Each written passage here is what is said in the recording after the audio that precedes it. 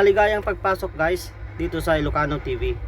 At kung bago ka pa lamang guys dito sa aking YouTube channel, huwag kalimutang mag-subscribe at pakihit na rin guys yung notification bell para ma-update kita sa itong aking mga video. At ngayon pala guys, ipapakita ko sa inyo kung paano magbaba ng crane sa low bed o sa trailer. Ang crane nito guys ay Tadano. Ipapakita ko sa inyo kung paano ito ibaba sa sa low bed kasi may dumating na dito na trend dito sa namin, sa area namin. Kaya ipakita ko sa inyo guys kung paano ito iba. Okay? Wala nang intro, diretso na tayo sa video. Ayan guys, yung crane na gagawa natin ng rampahan, ibaba natin, ibaba nila yung crane guys. Panoorin nyo mamaya kung paano ibaba yung crane. Gagawa lang ko ng rampahan guys. Ayan na guys, inaano na yung yung rampahan niya, ibinababa na yung rampahan. Mabigat to, may hirapan yung magbaba yung crane operator yung rampahan niya. Tignan natin guys kung paano nila ibaba. Kung paano nga ba binababa yung crane. Ayan. Ayun yung rigger na isa, yung rigger. Nagtatanggal sila ng kable guys, ng chain. Yan yung rampahan na ginawa ko guys, hindi masyado mataas. Katamtaman lang. Para yung pagbaba ng crane maayos maayos. Yan. Ang crane nito guys ay Tadano. Yan Tadano.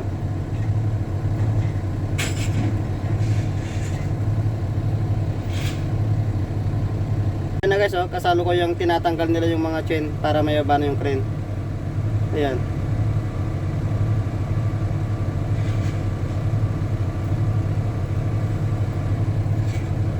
Yan yung rigger niya guys, yung rigger niya.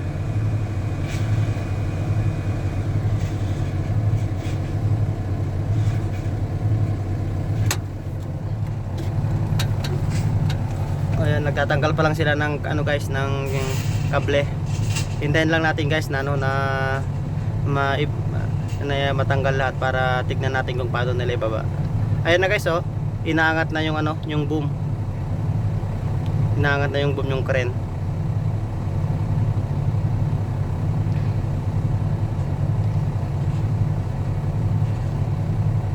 Oh grabe, sobrang init ngayon guys. Nasa 40 degrees kami mahigit.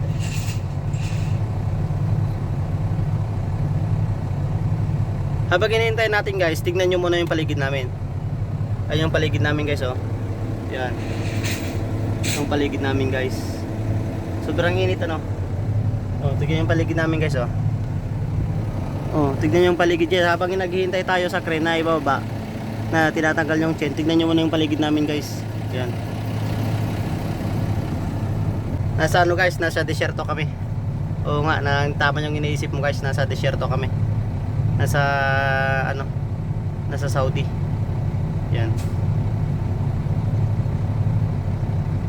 Yan na guys, inaangat na yung boom para tunghayan natin guys kung paano nila ibaba yung crane. Yan na guys, inaangat na yung stand niya. Unti-unti nang inaangat yung stand. Yan. Yan na guys. Ipalaki ko konti guys para makita natin. Yan. Okay. Tignan na natin kung paano nila ibaba. Ayan na.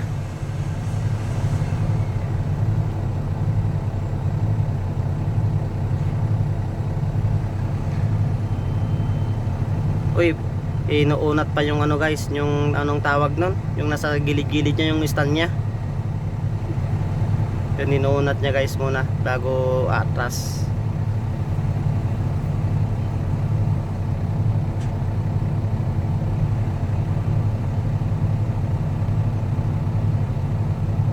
Yun.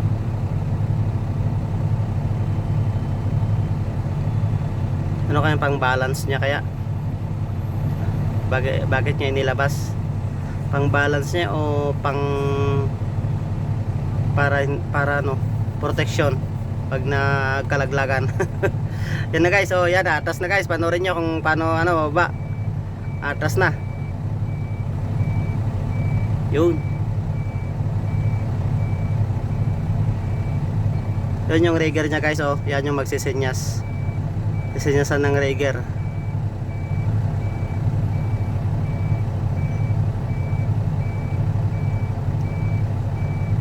Dapat mag-ingat talaga sila sa pagbaba niyan guys, kasi pag nalaglag yan, sus, delikado. Yan na guys, oh. Talagang dahan-dahan din yung ano, yung pagbaba. Ayun yung rigger guys, oh, nagsisinyas yan yung rigger.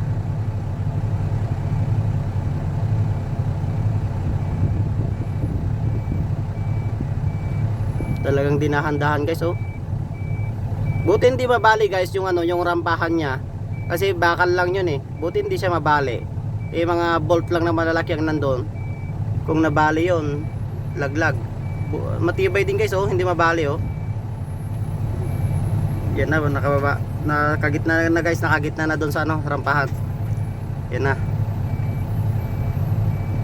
Nalapit na, uy, nakababa na yung ano, gulong. Safe na guys, safe na.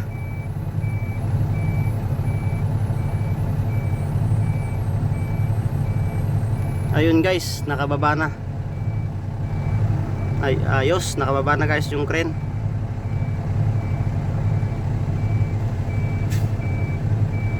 Yan yung kasama nating crane operator. Yan, ngayon guys, iaangat ko na yung ano, yung rampahan niya. Yan na yung crane, oh.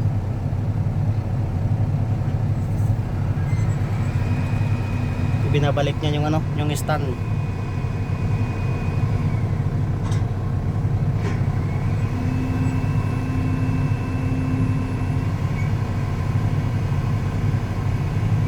Yun, okay na, alis na yan guys, alis na yan. Pupunta na doon sa site.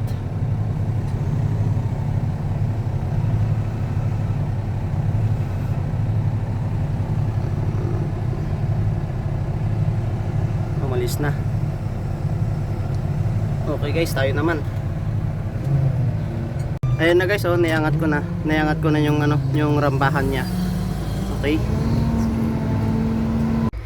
Ganon niya guys kung paano nila binababa yung crane.